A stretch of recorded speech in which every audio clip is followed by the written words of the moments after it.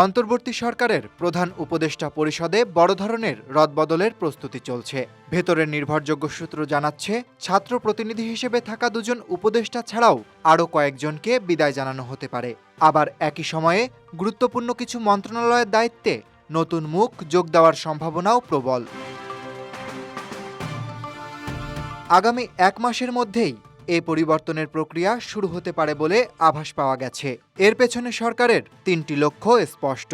জাতীয় নির্বাচনের আগে মন্ত্রণালয়গুলোর কাজের গতি বাড়ানো, বিতর্কিত উপদেষ্টাদের ভাবমূর্তি অক্ষুণ্ণ রাখা এবং মন্ত্রণালয়ের কাজের চাপ সঠিকভাবে বণ্টন করা।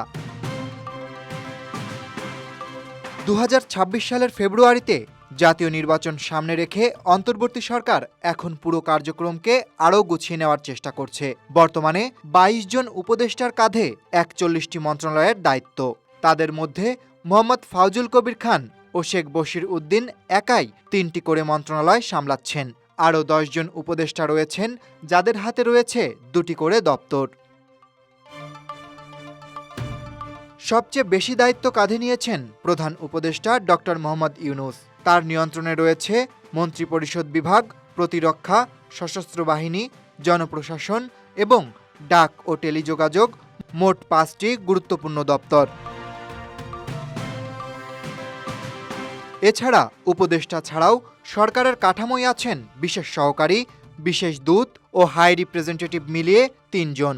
সূত্র বলছে, এই সংখ্যা শীঘ্রই আরও বাড়তে পারে। প্রতিমন্ত্রী পদমর্যাদার 6 জন বিশেষ সহকারী এবং সিনিয়র সচিব পদমর্যাদার 1 জন কর্মকর্তার দপ্তরেও পরিবর্তনের ইঙ্গিত মিলছে।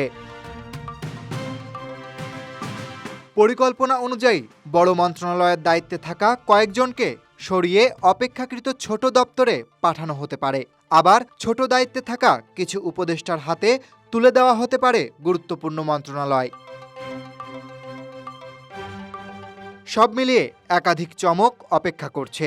ভেতর থেকে যেমন নতুন মুখ উঠে আসবে, তেমনি বাইরে থেকেও কয়েকজনকে যুক্ত করার পরিকল্পনা রয়েছে সরকারের। নির্বাচনের আর মাত্র কয়েক মাস বাকি। বিদায়ের আগে একটি গ্রহণযোগ্য ও পরিষ্কার ইমেজ ধরে রাখতেই অন্তর্বর্তী সরকার এমন উদ্যোগ নিতে যাচ্ছে। এখন সবার দৃষ্টি শেষ সময়ে কারা থাকছেন আর কারা হচ্ছেন নতুন উপদেষ্টা, সেই তালিকার দিকে। Desk report, Dhaka express.